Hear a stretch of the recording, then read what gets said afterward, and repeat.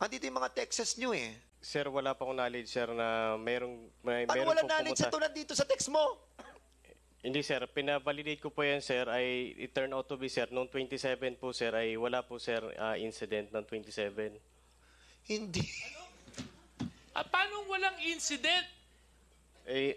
Nag-report na nga sa iyo eh.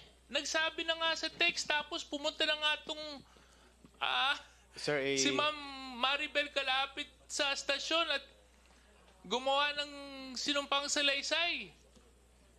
Andito ang mga text na ipinakita namin pero hindi namin nilagay yung number mo.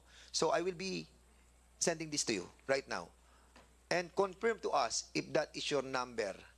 You will be just answering yes or no if that is your number.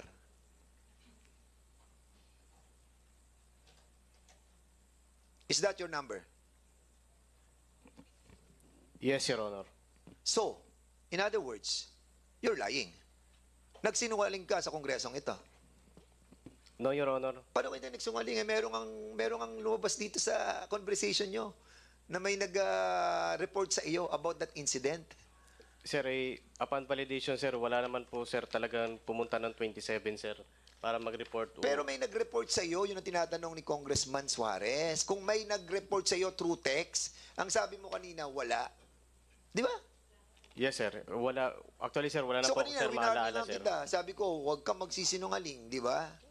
Sir, Pero wala po still talaga, sir. you insisted. Wala talaga, sir, maalala, sir, na naka-receive ako ng text information, sir, noong 27. Alam mo, Hepe, I tend to believe you sana kanina eh.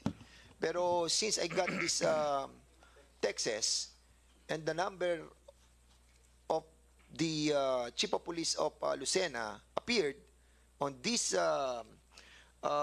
screenshot coming from the Deputy Speaker J.J. Suarez, now I tend to believe that you are lying. Kasi nandito eh, liwanag eh. Andito yung mga Texas nyo eh. Mr. Chair, sinabi niya kanina walang nakarating sa kanyang information. Sinabi niya kanina wala nag-report sa kanya. Sinabi niya kanina hindi niya alam na mayroong ganung pangyayari sa Mayo Parada. Sinabi niya kanina yun din ang dahilan kung bakit wala silang ginawang aksyon. Dito, 27. nagpapatunay, October 27, ipinarating sa inyo na may ganung pangyayari. At nag-reply ka pa. Mas maganda na pumunta ka sa stasyon para makapag-blatter at mag-imbestiga, para makapag-imbestiga kami. Which ginawa po nila. Which is what they did. Happy, you are hiding something. You are concealing something. Ano tinatago mo dito? Bakit hindi mo siya ni-report? Clearly, dito sa mga text na to, lumalabas na merong insidente na nangyari. Your Honor, hindi po ganyan po, Your Honor, yung pagkaka-report po kasi sa investigator. Hindi nga, text Yes, to sir. nagre-report sa iyo. Tapos pinapupunta mo nga sa iyong opisina para maimbestigahan, which they did. Pumunta sa iyo. O tapos ngayon, wala sa report mo. Sir, wala pa akong knowledge, sir, na meron Ano wala po knowledge sa pumunta. tulad dito sa text mo? Hindi, sir. Pinavalidate ko po yan, sir. It turned out to be, sir, noong 27 po, sir, ay wala po, sir, incident ng 27. Hindi. Paano walang incident? Nag-report na nga sa iyo eh. Nagsabi na nga sa text tapos pumunta na nga itong Sir, si Ma'am Maribel kalapit sa stasyon at gumawa ng sinumpang salaysay.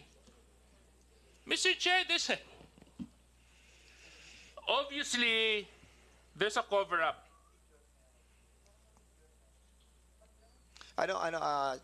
Congressman Suarez, kanina kasi medyo naniniwala ako na hindi mo alam eh. Pero pangalawa na to, meron pa tayong barangay Bara.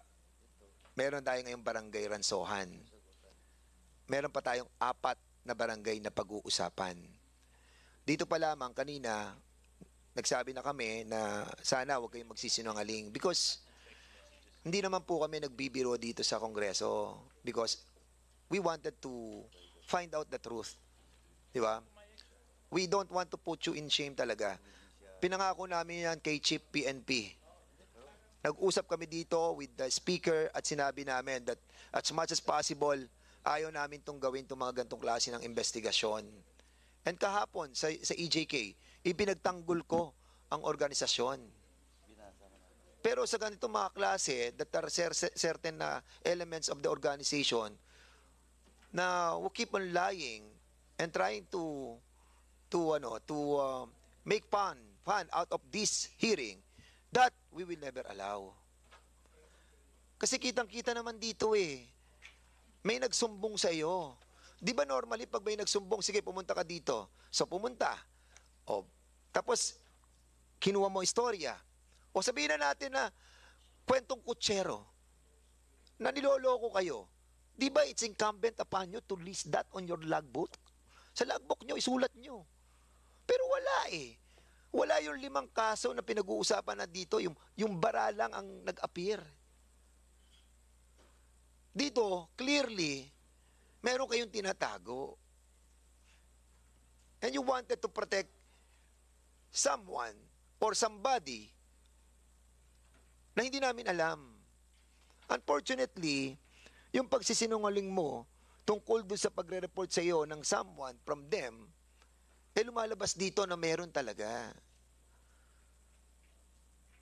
Nakuha mo, Hepe?